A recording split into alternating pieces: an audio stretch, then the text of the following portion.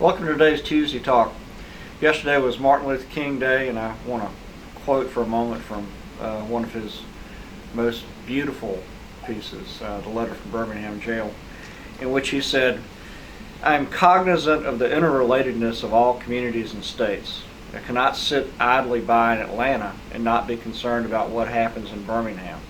Injustice anywhere is a threat to justice everywhere. We are caught in an inescapable network of mutuality, tied in a single garment of destiny. Whatever affects one directly affects all indirectly." Yesterday, or actually a few days ago, we released the file on the two children who were tragically murdered in Effingham County. And I think this quote from Dr. King is really relevant here. We did help that family in 2012 and 2013. We had very good success.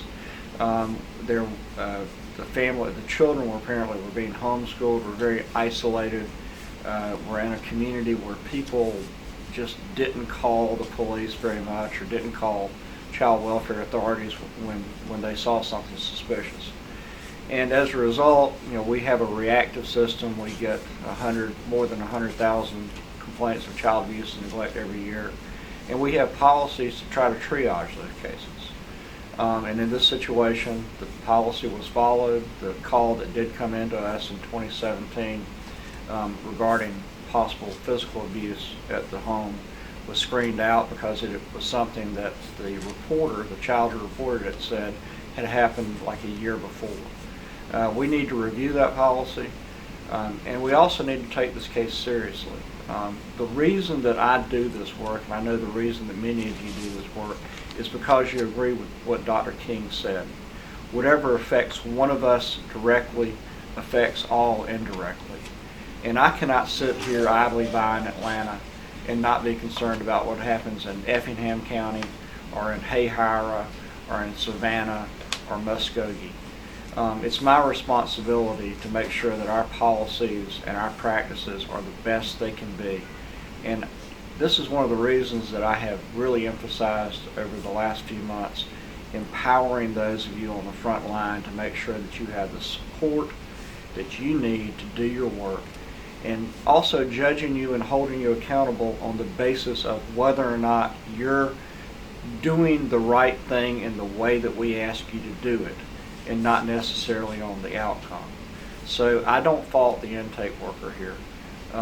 I think that we can improve our system. I think we need to look at our system as a large entity, a very complex entity that we have to continually improve.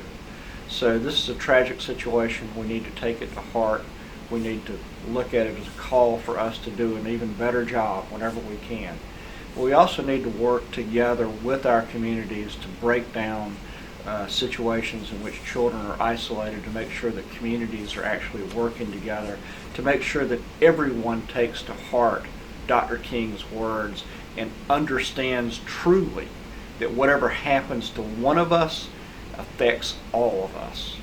So please be encouraged that the work you do is important, that what you are doing does in fact affect children in a positive way and families in a positive way every day.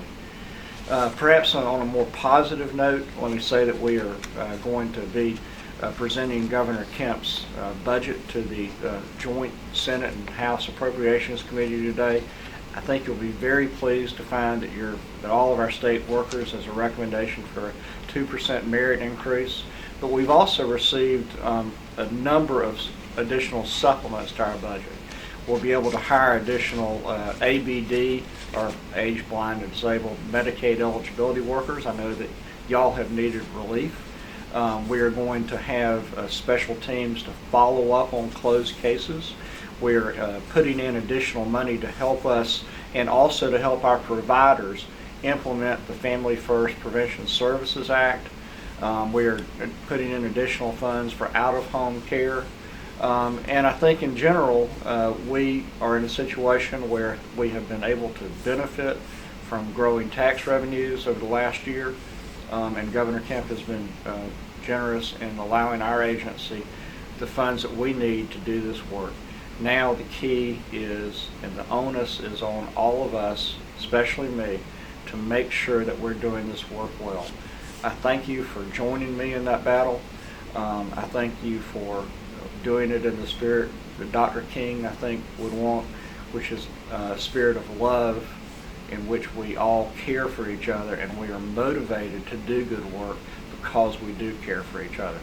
Thank you, and remember the hiring event on the 30th. This might be a little too late for people to sign up now, but we're trying to bring you some relief on the hiring front. We'll be doing other hiring events around the state. I look forward to seeing y'all next week. Thank you.